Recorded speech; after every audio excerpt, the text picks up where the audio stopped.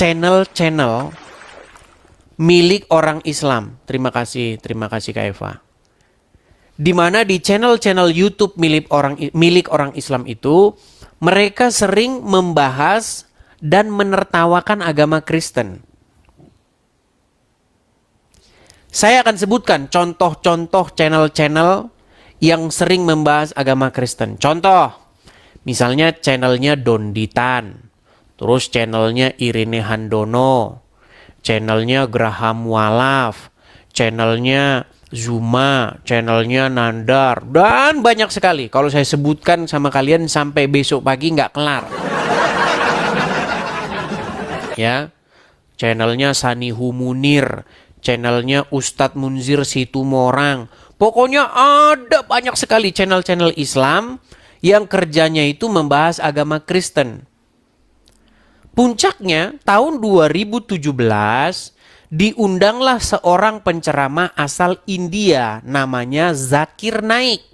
Pada waktu itu sedang heboh Pilkada DKI. Waktu itu Pak Ahok mencalonkan diri atau jadi pokoknya mau jadi pemimpin Jakarta lah. Nah, pada waktu itu Zakir Naik datang, disambutlah pada waktu itu oleh Wakil Presiden Bapak Yusuf Kala.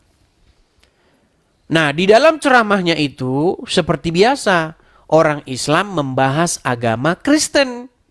Bahkan Zakir Naik di situ menantang-nantang. I challenge every Christian. Ketika dia menantang ya di atas podium itu, apa respon orang-orang Islam? Ketika Zakir Naik berkata, saya akan menantang seluruh orang Kristen untuk menunjukkan dan membuktikan bahwa Yesus berkata dia adalah Tuhan. Terjemahannya kira-kira seperti itu, karena kan dia berbahasa Inggris.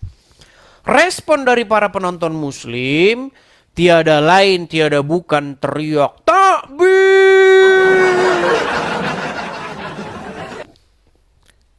Nah, saya sebagai seorang Kristen yang sudah lama melihat hal seperti ini, saya berpikir, nampaknya orang-orang Islam ini perlu dijawab.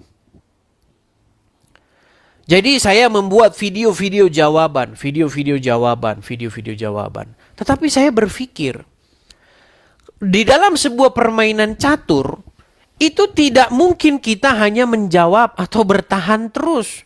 Kita juga harus melakukan yang namanya counter attack. Serangan balik.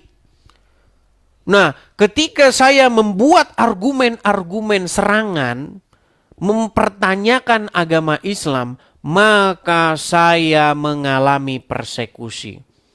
Iya. Bahkan kepala saya dihargai 200 juta rupiah. Siapa yang bisa menemukan Edi Steve ini, saya kasih 200 juta katanya. Waduh, pokoknya mengalami persekusi. Akhirnya apa? Akhirnya saya pergi meninggalkan tempat saya. Ya, sampailah saya di sini. Sampailah saya di negeri freedom of speech.